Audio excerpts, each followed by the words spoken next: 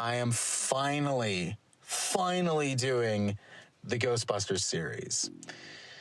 So, to celebrate Ghostbusters Day, which is June 8th, I thought about doing the Ghostbusters series. Now, Ghostbusters is the original, the first movie. I'll get into it in a little bit, but I want to talk about Ghostbusters as a whole for me. Ghostbusters is very, very, very important to me because it's not just one of the first movies I saw when I was a kid, but it's also one of the first movies that I saw that when I watched it, I went, that's super cool. I want to learn how to do that. Like the idea that someone could write something like this, or the idea that someone would direct something like this fascinated me. And this was the movie that really defined what I want to do and why I love movies. So Ghostbusters is very, very, very important to me. So I was shown Ghostbusters. I was shown the original movie when I was like 8 or 9 years old or something, like probably younger than that. And it really, not to be cliche here, but it did change my life. Because without this movie, I wouldn't really have, I may have been, but my perception on film and just entertainment as a whole, but in this case, film, probably wouldn't be what it is if it wasn't for this movie. So I love Ghostbusters as a whole. And also when I was a kid, I loved like spooky stuff. Like I watched like Courage the Cowardly Dog, all those like ghost hunting shows. I watched all those. So I was very fascinated with horror, and this one kind of peaked at it. So I love Ghostbusters. Now, let's get on with the first movie from 1984. Ghostbusters. Hey, anybody see a ghost? They catch the ghost that won't stay dead. Ghostbusters! They're armed.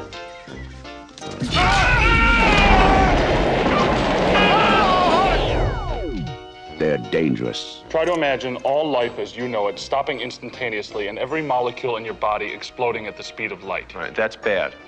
Okay. All right, important safety tip. Thanks, Egon. They're professionals. Oh, I'm the chairman of the largest paranormal removal company in America.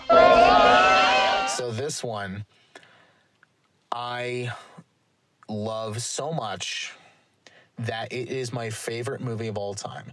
This one is permanently my favorite movie of all time. It will not change. No other movie can top it. It is permanently locked at number 1. So I love it. I will continue to love it. And it will never change.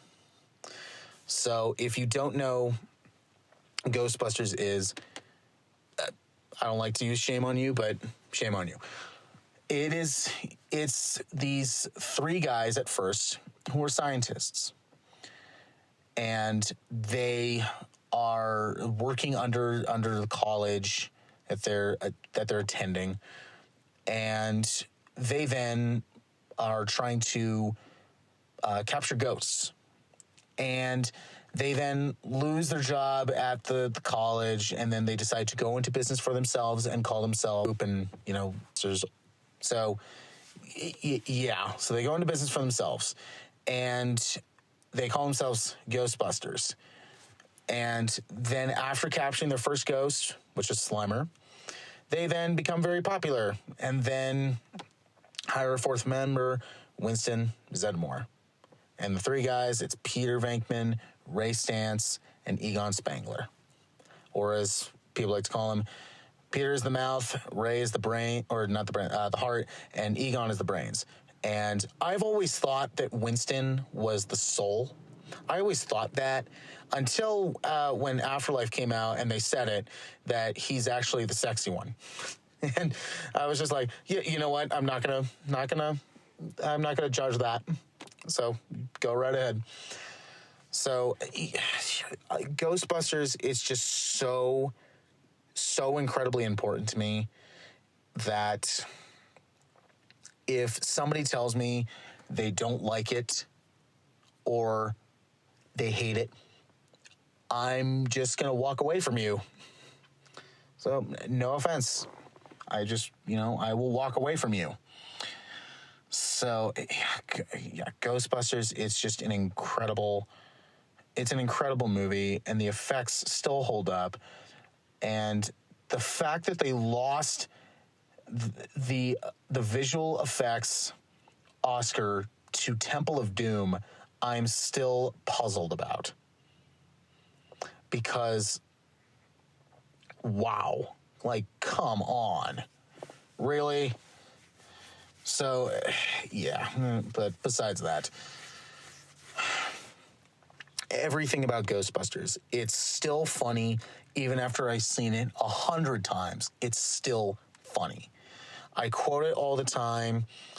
The acting is great. The comedy still works. The horror still works. The effects still hold up. And especially Elmer Bernstein's score, it is just it's iconic. Like, you can't call yourself a film score fan if you haven't heard that score, or if you don't know what those themes are. And so I can go all day and all night about talking about Ghostbusters, but to stop myself, this movie, amazing. That's no surprise there, but I personally love the first movie. It is my all-time favorite movie of all time. Like I said previously, it's permanently locked. It will never change. And it's very, very, very important to me, and it's amazing. So then we get a 5-year break. And in 1989, we got Ghostbusters II. When the slime starts to rise. The Titanic just arrived. When ghosts start arriving by the boatload. We gotta find the guys. There's only one thing to do. Look out! Look out! Sometimes weird things happen. Someone has to deal with it. And who are you gonna call?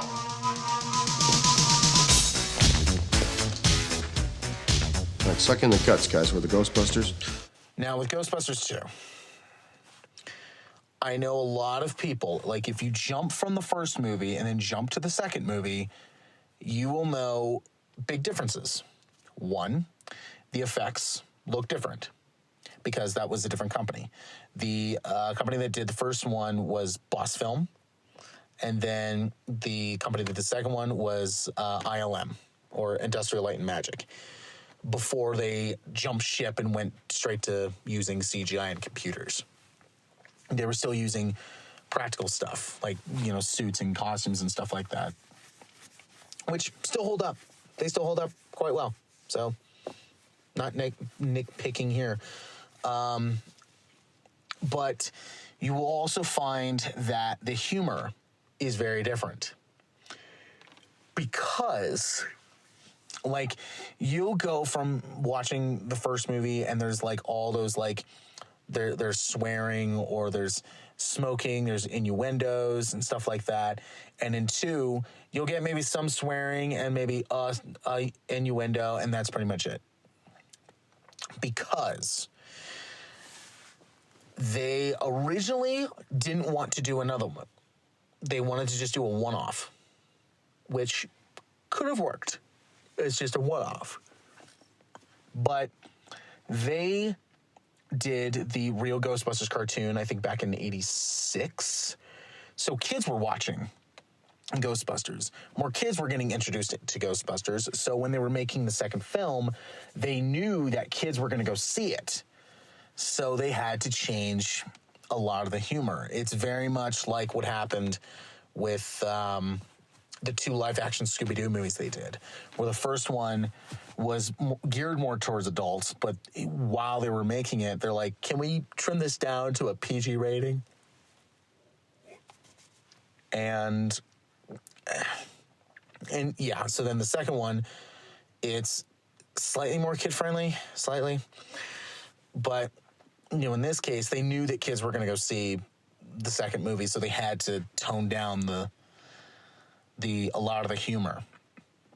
Now, I will say this. I don't think Ghostbusters 2 is awful.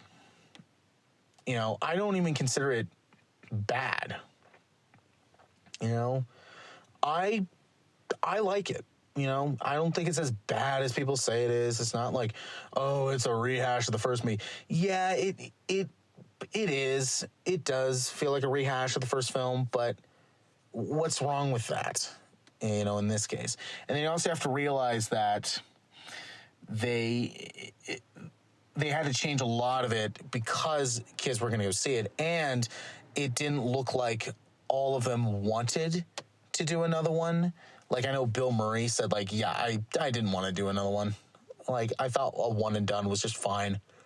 So, yeah. So, there was that. And, yeah, I personally don't think 2 is as bad as people say it is. I like 2. I think it's still funny. And despite the humor being changed, I quote the first one more than the second one, but I still enjoy the second one. So, personally, I give it a great. So, yeah. So then we get a long break in the movies. They were going to do Ghostbusters 3. Well, the original idea was they were going to do a third movie where the Ghostbusters get transported to hell. And, like, stuff ensues with that. But instead, Sony decided that we're not going to do that. Instead, we are going to reboot Ghostbusters with Paul Feig directing it in 2016.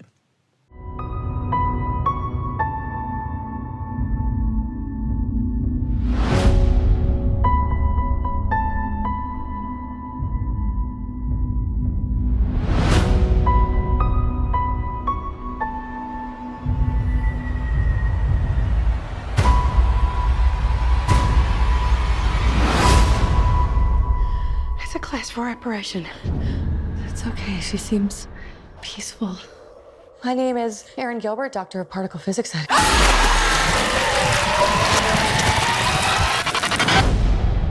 stuff went everywhere, by the way, in every crack. Very hard to wash off. Okay. All right. I will get this off my chest. I will say this. I didn't see this movie when it first came out in theaters because there was a lot of, let's say, anger towards the movie because a lot of people got upset that, one, it was being rebooted, and a lot of people got upset that the reboot, it was going to be all women. And I know a lot of people that got mad about that. And so I'm going to say this right now. I was not necessarily upset that they were rebooting it. I was more like, okay, well, what are they going to do? And to the people that think that women can't be Ghostbusters, you get out of here. You're absolutely stupid, and just jog on, please. But I saw... Before seeing this, I saw Bridesmaids, which I thought was funny. I thought it was funny. Yeah, it's a lot of the humor is like the poop and, fart jokes. But there are some times, like, there was a lot of drama into the movie that I wasn't expecting, that I liked. So I was kind of going, well, let's see what they're going to do with this. And I will say the first maybe 15 minutes,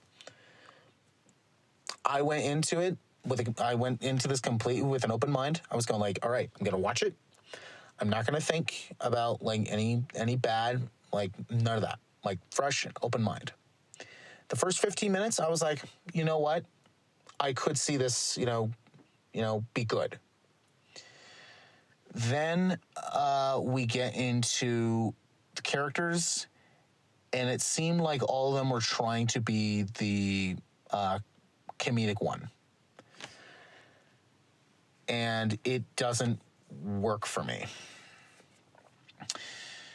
But after that, I was going, you know what? I could see this get picked up. Like, I could see this getting picked up. Then the humor came in. And that's where I went, yep, I don't like this. Like, they do a lot of, like, the poop and fart jokes. Do a lot of that. And also, a lot of the humor that they do that isn't, toilet humor, I did not find funny. I was going like, okay. I would say the only thing that I actually laughed at was Chris Hemsworth's character. Because he was they hire him because he's an idiot, but he's hot. And there was a part in the movie that I actually chuckled at. And it's when he tells them, like, oh, yeah, I'm actually also a graphic designer and I can come up with logos. And gave him the logo, and it's like, okay, that's slightly funny. And then the next logo he pops up, it's the 7-Eleven logo. And I was just like, okay, that's kind of funny because he's an idiot. I'm like, all right, okay, I'll give you that. But that was only it. And then after that, it was just like, what is happening? Like, I mean, from the cameos hurt, by the way. That really hurt. I mean, oh my God. The villain was just kind of like, really? You didn't like sit down and think about this at all? Like, really? Like, you could have just sat down and played some video games and then all your rage would have been out. Like, really? But the last, like, final boss is just so stupid that I was like, what are you doing? And yeah, I was just like, yeah, I'm not. Yeah, no, I'm fine. Like, I'm done. So, yeah, I do know people who like this movie, and I'll say, good for you. We all can like different things. But for me in this case, I hated this movie. I hated it.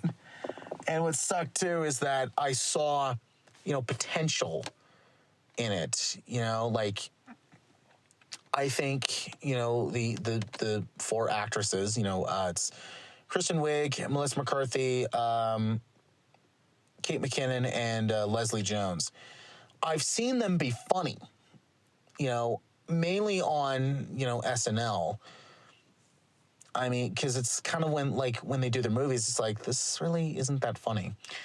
Mainly Melissa McCarthy, because a lot of her humor, it's like, wow, I'm going to do all the pratfalls. And it's like, that's so old now. Like, we were doing that like 10, maybe 20 years ago, and you're still doing this. Wow, great. I don't care. So I was like, okay, but I can see where this can work. But to me, it just doesn't. And a lot of it had to do with the humor.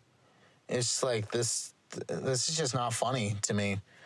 Because with the first movie, and to some degree the second movie, there's a certain charm that they managed to hit with the first movie that just makes it timeless. It really does. And this movie just doesn't do that. So I hated this one. I hated the reboot. So to me, it's terrible. But if you do like it, good for you. You know, you like what you like. But to me, I hated it. They then said, all right, you know what? Let's take a step back and rethink things. Then they said, all right, that Ghostbusters 3 that we were talking about, let's now make it. And we finally got Ghostbusters Afterlife in 2021. What are you doing here in Somerville anyway? Honestly, my mom won't say it, but we're completely broke. And the only thing that's left in our name is this creepy old farmhouse our grandfather left us in the middle of nowhere. Why'd you bring me up here? Entertainment value? What is that? I don't know.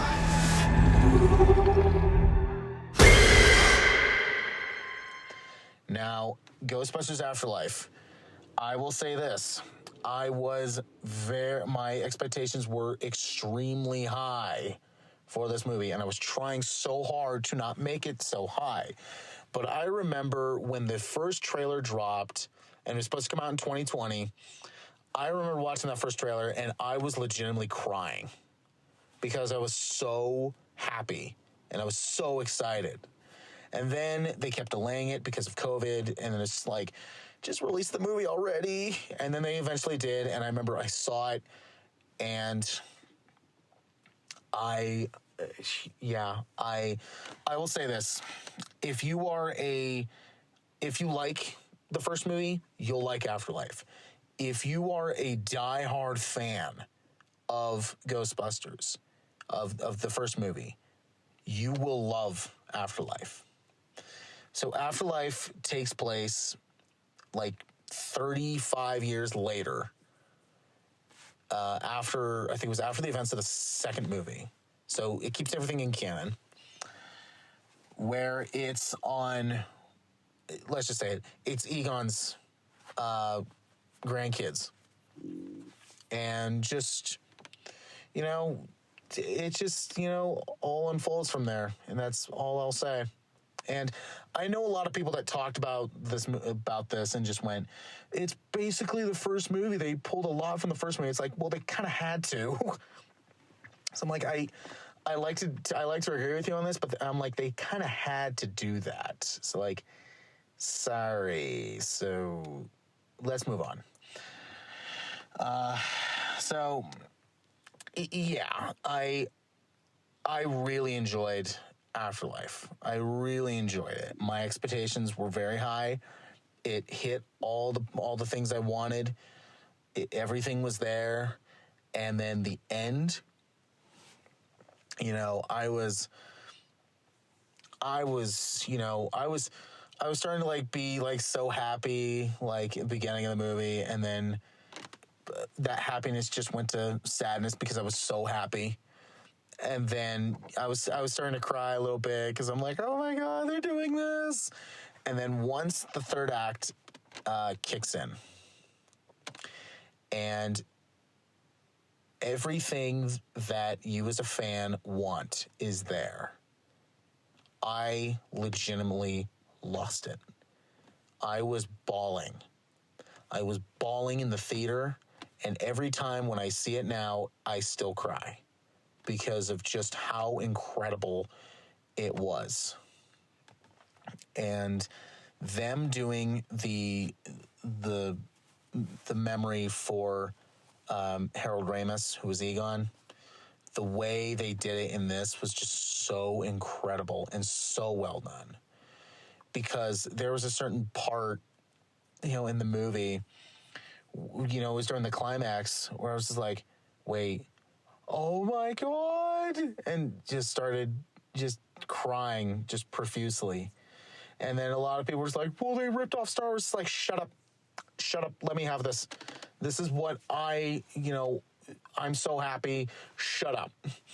So I personally really liked Afterlife. I think, you know, it was great for a while, and then once the climax kicked in and everything was there, that basically just like, you know, was a nice tribute.